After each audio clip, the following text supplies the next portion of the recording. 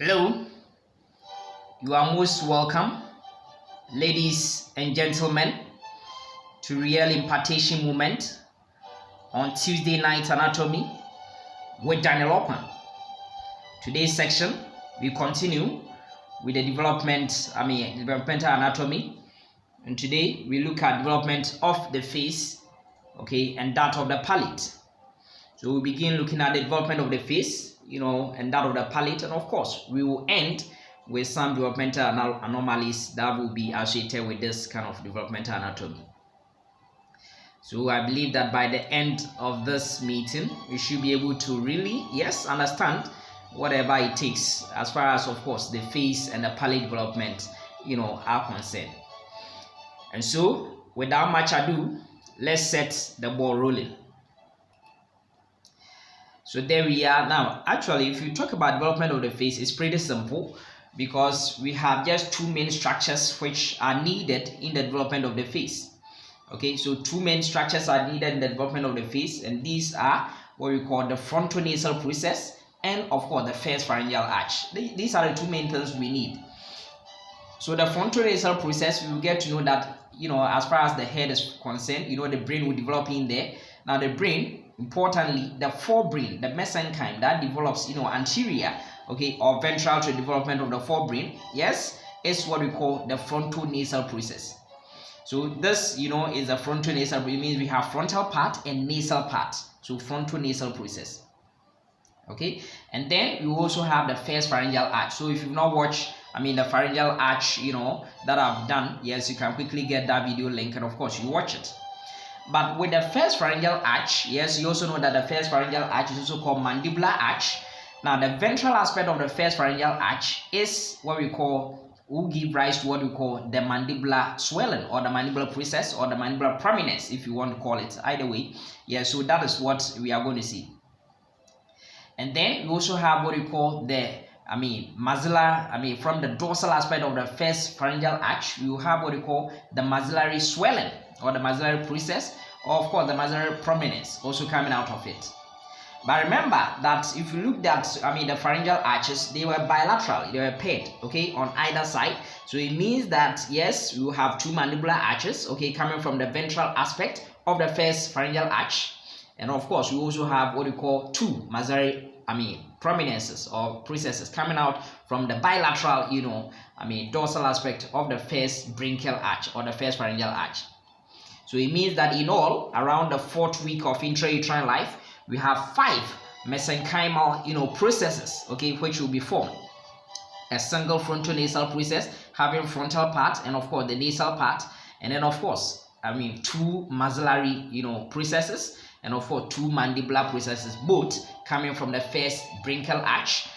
Coming from, of course, the ventral aspect is the 2 mandibular swellings, and then coming from the, of course, the dorsal aspect will be the 2 maxillary processes. But remember, all these 5 mesenchymal processes will surround the future nasal and oral cavities, and the future nasal and oral cavity is what we call stomodium. That's the primitive nasal and oral cavity, because it will eventually give rise to these ones. So let's move on and of course see these things. So there we are. Now if you look at this, we are in the head region, so it means that of course the brain will develop over here. Now ventral or anterior to the brain, developing forebrain, or the prosencephalon, is this number 1 over here, which is what we call the frontonasal process. So around the 4th week of intrauterine life, get to the 5th week, this frontonasal process, so it tells you that we have the frontal part and then we also have the nasal part, forming the frontonasal process. So if I'm supposed to show you now, this portion is the nasal component of it, but before this kind of frontonasal process will differentiate into the frontal part and of course the nasal part, which also further differentiate, what will happen is that we had a single frontonasal process. And then getting to the inferior aspect, laterally we had what we call the nasal placcus. Now these nasal placcus invaginated, I'll show you the nasal placcus. These nasal placcus invaginated into, of course, the frontonasal area, went deeper, or it underwent some kind of involution, and that happens, it created some kind of pit, okay, and that pit elevated, these kind of, mesenchymal swelling or process over here, giving rise to this kind of nasal process, okay, nasal process. So this is the frontal portion of the frontonasal process, and this portion is the nasal portion of the frontonasal process. And this nasal portion will also differentiate, okay, so from the nasal placoes, we said that there will be that kind of opening in there, and this kind of opening, okay, will give rise to this kind of structure, which will be the nasal pits. So with the help of this nasal pit over here, we are able to get, this is the medial portion, because this is the midline. So this is the medial nasal process, and then number 3 over here becomes the lateral nasal process. Okay, so that is what will happen. So but everything over here is the frontonasal process, having the frontal portion, which will of course give rise to the area of the forehead, even up to the roots of the nose. And then of course, from forming, of course, majority of the nose, we will see that it will be contributed, but of course the medial and of course lateral nasal, processes. And then I also said that yes, there will also be the first pharyngeal arch, okay, first pharyngeal arch, and the first pharyngeal arch, the ventral portion, which will give rise to the lower jaw, will be the mandibular process, and of course we also have the dorsal portion giving rise to, of course, the maxillary process, okay, giving rise to mainly most portion of the upper jaw. Okay, so that is what we see. So if I'm supposed to show you, I said that these processes will surround this opening, okay, this structure over here, which we call the stomodium, which is actually the primitive, okay, nasal cavity, as well as the oral cavity. Okay, so that is what I want you to actually know. Okay, so I told you that. Let me just show you and come back briefly. So this is the frontonasal process, and then the frontonasal process, we said that at the lower aspect, medial aspect, we have what we call the nasal placoes, these rounded thickening structures over here, and these structures will get in and then give rise to these kind of pits. These are the nasal pits. And then these nasal pits will begin to elevate. Once it gets elevated, then we get these kind of processes. And this one is the lateral nasal process, and then we also have the medial nasal process. But even superlateral to this kind of nasal placoes, we have the lens placoid, which will of course give rise to, of course, the eye structures. Okay, so that is what you have to know. And these placoes, yes, I told you in the 4th week of intrauterine life, but the invagination forming the nasal pits, yes, will happen around the 5th week of intrauterine life.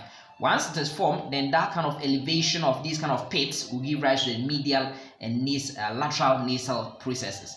Okay, and we said that this one will give, of course, the nasal placoes that we talked about will be the primordia. It will give rise to the nose and of course the nasal cavity. We will look at that, but let's just, by way of orientation, give you more orientation to that respect. So around the 4th and 5th week of intrauterine life, that's what we have. And then of course we have the lens placoid also being there, nasal placoes invaginating to form this kind of pits, nasal pits, and then also elevating to form this kind of medial and lateral nasal processes. So that is what we are going to see. But as you see, as development proceeds, around somewhere in the 6th week of intrauterine life, what will happen is that there is supposed to be fusion, okay, of what we call the lateral nasal process, okay, as you can see, lateral nasal process with the mandibular process. Now you have to really understand these things, because failure or fusion of these important structures will lead to some developmental anomalies, which we will discuss. Okay, so this one, failure of, for instance, the lateral nasal process, and of course the maxillary process coming from the first bronchial arch, yes, may lead to what we call oblique facial clefts. Okay, so we look at that one later. So I've shown you these ones. Then yes, as we move on around the 8th week of intrauterine life, for instance, then of course we know that you see, around the 8th week of intrauterine life, then you get to know that there will be fusion of the two mandibular processes. So you can see over here we have left and right, because of course the bronchial arch we have two. Then of course it makes sense that there's supposed to be that kind of fusion for the ventral aspect. So these are the mandibular processes, one on the left, one on the right. So around somewhere 8th week of intrauterine life, it fuses. Otherwise, failure of fusion, for instance, may lead to cleft lower lip, for instance. Okay, so please let's get to understand this. So then you can also see that around even the same 8th week of intrauterine life, you get to know that there will be fusion between, of course, the maxillary process, okay, and that of the medial nasal process, okay. And failure of these ones, okay, may lead to what we call either unilateral or bilateral if both sides, okay, are affected. If just one side is unilateral, okay, cleft upper lip, okay, cleft up, you look at those ones. And then if for instance, we know that there's supposed to also fusion of, now you can see that the medial, these are two separate medial nasal processes. Now if you look at the development, you see that from this kind of frontal nasal process, you can see that there's a wide gap between, of course, the two medial nasal processes, okay. Bilateral, there's a wide gap, but as development continues, so around, for instance, the 6th week, it tends to come closer, around, of course, the 8th week, you tend to see that they are fused more or less, okay, up to that kind of let me say 10th week of intrauterine, they get to fuse together. So for instance, failure or fusion of these two medial nasal processes, okay, because you know that the medial nasal process, apart from contributing to the formation of the upper lip, also contributes to formation of the philtrum of the upper lip, okay, as well as forming this kind of intermaxillary segment which forms the primary palate, which we'll come to. Otherwise, what will happen is that there will be that kind of median cleft upper lip, okay. So we will look at all these ones. So that is that one, and then eventually, yes, the mouth opening will, of course, will come eventually. So these are the things that I want you to know. The development process, where we said we are going to have a single frontal nasal process, which of course you can also differentiate it, that we have the frontal part and of course the nasal parts. Because getting to the nasal part area, there will be nasal plaques which invaginates to form, of course, these kind of nasal pits which elevate to form the medial and lateral nasal processes. And then we also have the first pharyngeal arch. The first pharyngeal arch, it's ventral aspect, giving rise to, of course, these mandibular processes, these two mandibular processes, okay, which are separated, but as development continues, they fuse in the midline. Then we also have the two maxillary processes, which are also coming from, this time around, the dorsal aspect of the first bronchial arch, okay, which will also eventually get to fuse in the midline. Because failure or fusion, yes, may lead to what we call some form of for instance, cleft palate, okay, or cleft upper lip. So we will look at all these ones. So we've actually gone through this one. So in essence, if you have a developed face like this, then what are we saying? We said we have the frontal nasal process, which differentiated into the frontal portion as well as, of course, the nasal portion. The frontal portion forming, yes, majority of this forehead area, up to even the roots of what we call the nose. It's formed from the frontal portion of the frontal nasal process.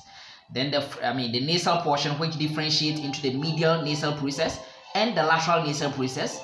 Yes, if you can see, the medial nasal process is forming, yes, the superior aspect of what we call the nose, up to the anterior aspect of the nose, okay, the frontal nasal, the medial nasal process.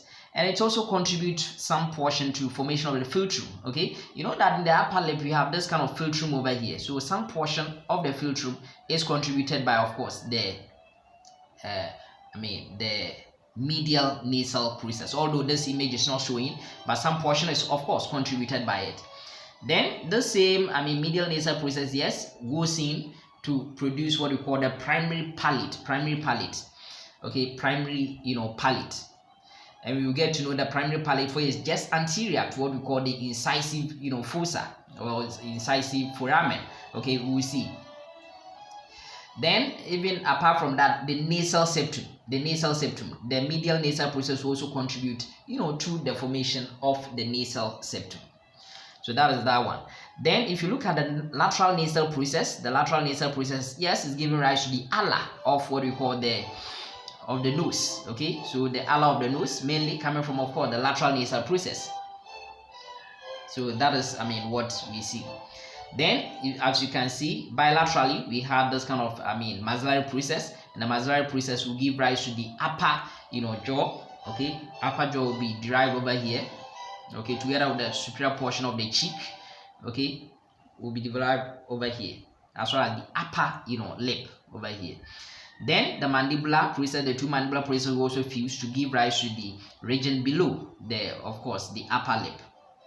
Okay, so lower portion of the cheek, the mental area. Yes, this area will be derived from, of course, the mandibular process of what we call the first branchial arch. So that is just the development of the face. So in summary, what are we looking at?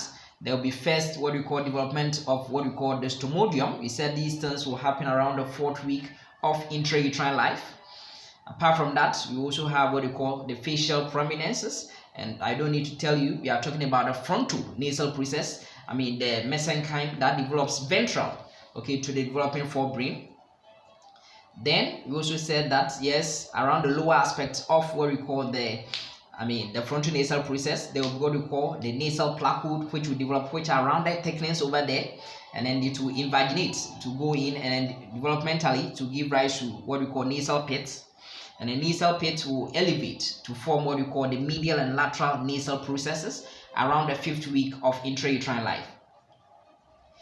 Then what will happen is that from the mandibular arch or the first branchial arch, okay, its dorsal aspect, you have the growth of the two mandibular prominences.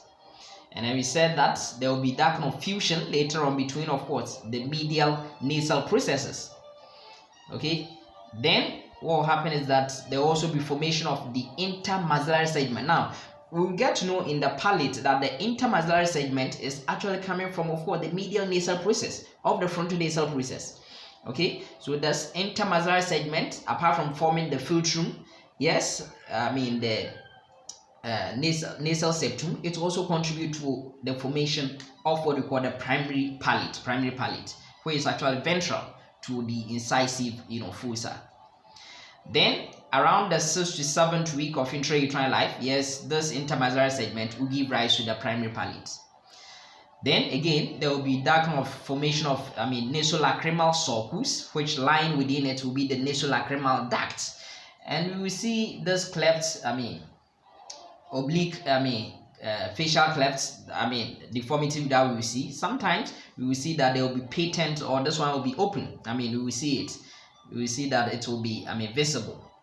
Okay, the nasolacrimal, duct. So once this nasolacrimal duct forms, goes into the sulcus, and there's supposed to be fusion between the lateral nasal, process with, of course, the maxillary process. Otherwise, this, front nasolacrimal, duct will be, visible or be exposed. Then eventually there will be fusion of these kind of maxillary process with, of course, the medial nasal process as well as the lateral nasal process, and then of course we will go to that of formation of the secondary palate, and all that, and eventually there will be that kind of separation between the nasal and oral cavities. So this actually the development of the face. So in summary, what have we seen? We've seen that the derivative of the structures, we said we had a single frontal nasal process, which of course we had a frontal part and the nasal part. The frontal part, gives rise to, of course, the forehead up to the root of the nose. Then, the medial, the nasal process, differentiating into medial nasal process and lateral nasal process. The lateral nasal processes will give rise to, of course, the rings of the nose, or the lateral aspect of the nose. That's the ala of the nose. While, of course, the medial nasal process giving rise to several structures, including, of course, the dorsal aspect, okay, superior aspect of the nose, up to the tip of the nose, as well as the nasal septum. Not forgetting, of course, the philtrum, okay, as well as, of course, the primary palate. Because these kind of two things will be coming from the median segment of this medial nasal processes, which is the intermaxillary segment. Okay, so that's what we have. And then from the first branchial arch or the first pharyngeal arch, which is also called mandibular arch, from the dorsal aspect, yes, the maxilla will develop, as well as some part of the lateral part of the upper lip, yes, upper part of the cheek, as we said, as well as this maxillary process will give rise to, getting the posterior aspects, okay, posteriorly, it will give rise to what we call lateral palatine processes, which are some kind of chef-like structures which develop posterior of the maxillary processes, and that one will give rise to, of course, the secondary palate. So we look at that. secondary palate. And this secondary palate contributes majority to, of course, the hard palate, and the soft palate. And then we also have the mandibular process, and this mandibular process, yes, will form, of course, the lower jaw, the lower lip, the inferior part of the cheek as well. So these are the structures that I want you to actually know. So briefly, let's go through the development of what we call the palate. So remember that the palate, we are going to have two areas of the palate. We have primary palate and we have the secondary palate. Now remember that primary palate is coming from what we call the intermaxillary segment, okay, of what we call the frontonasal process, but specifically from actually the medial nasal process. Now I told you that the medial nasal process, apart from forming the philtrum, forming the nasal septum, will contribute to the formation of this intermaxillary segment, which will form actually the what we call the primary palate. And we will get to know that primary palate will be ventral or to be anterior to what we call the incisive fossa. And then we also have the secondary palate. Now the secondary palate is coming from what we call the lateral palatine processes, which is coming from, of course, the same mandibular process, okay, will form majority of course the hard palate and the soft palate. It means that the primary palate, or this primary palate, is contributing very little to the hard palate. We will see that. And then later, yes, the hard palate receives that kind of downward route of the nasal septum. So let's look at this. So there we are. I said that we have two kinds of palate developmentally. We have what we call the primary palate, and this primary palate will be coming from the fusion of the medial nasal processes at the midline. So around the midline, so it forms that kind of area we call intermaxillary segment. Intermaxillary, in between the two maxilla, actually, intermaxillary segment of the frontonasal process, but specifically of what we call the medial nasal process. And that one is able to give rise to this triangular shaped region over here, which is ventral to the incisive fossa. Okay, this is what we call the primary palate.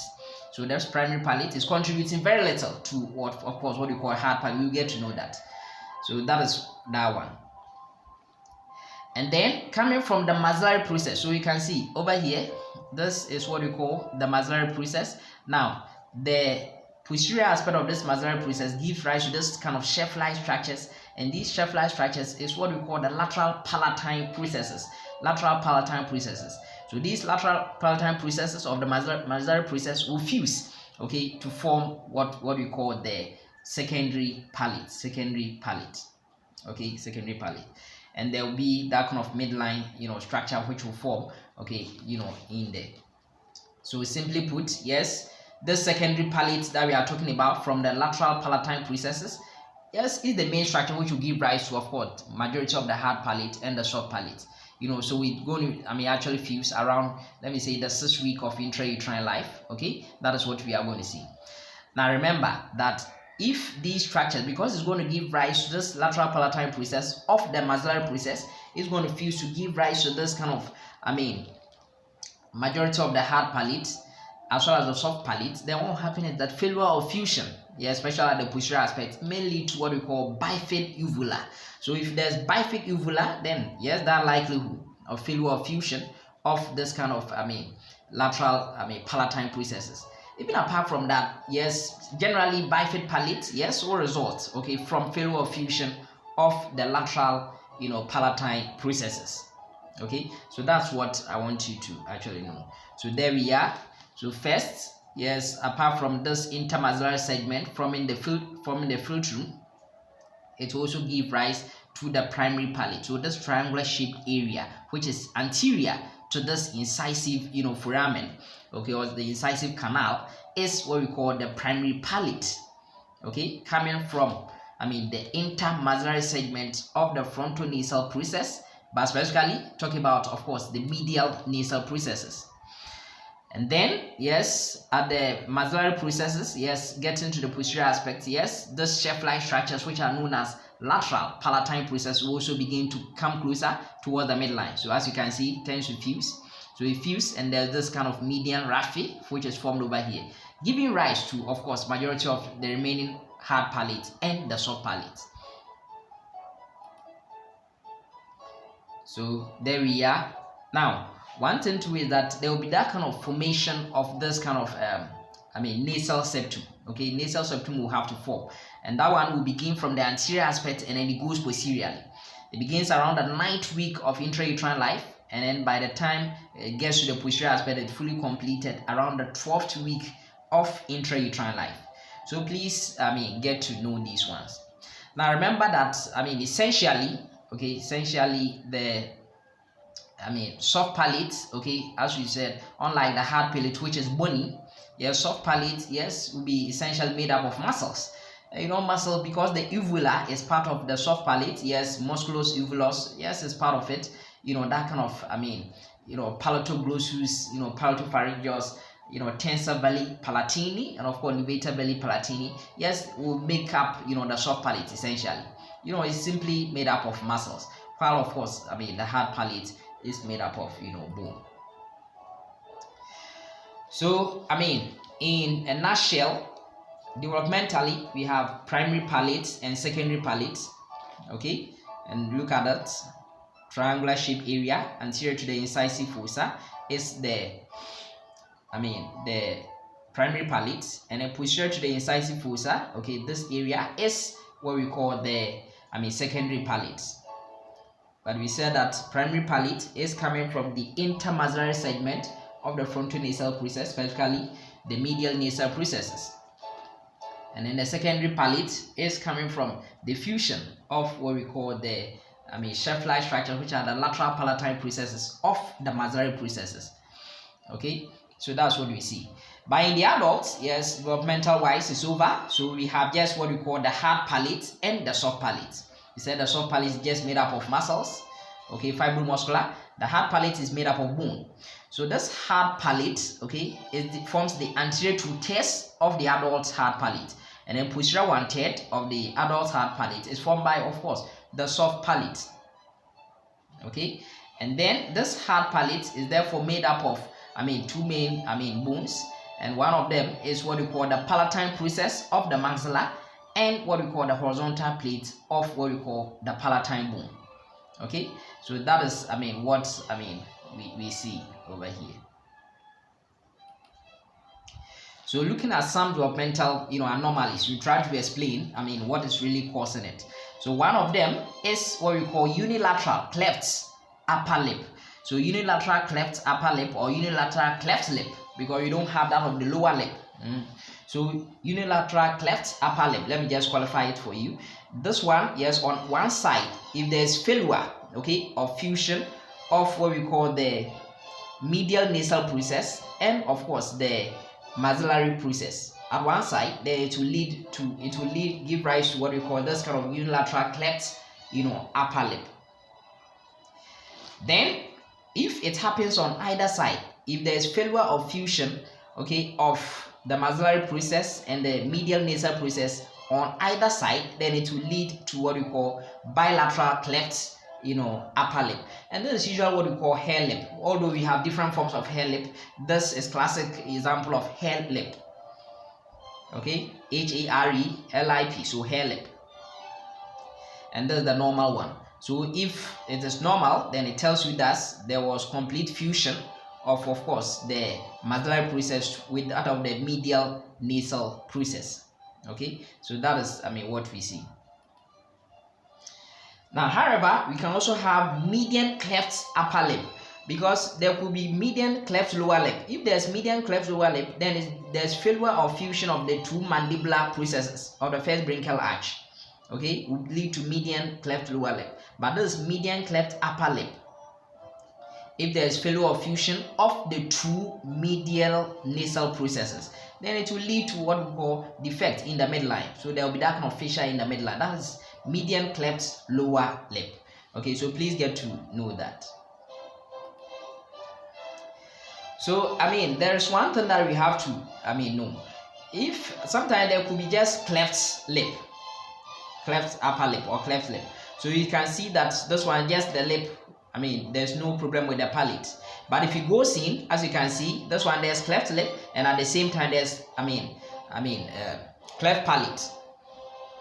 Okay, if there's just cleft lip, then the problem, yes, I mean, it didn't go much deeper. So for instance, if this one, yes, it has affected some portion of what we call the, I mean, the what we call the primary palate, okay, then it means, I mean the intermaxillary segment, there was a problem that led to, of course, this cleft, I mean, palate.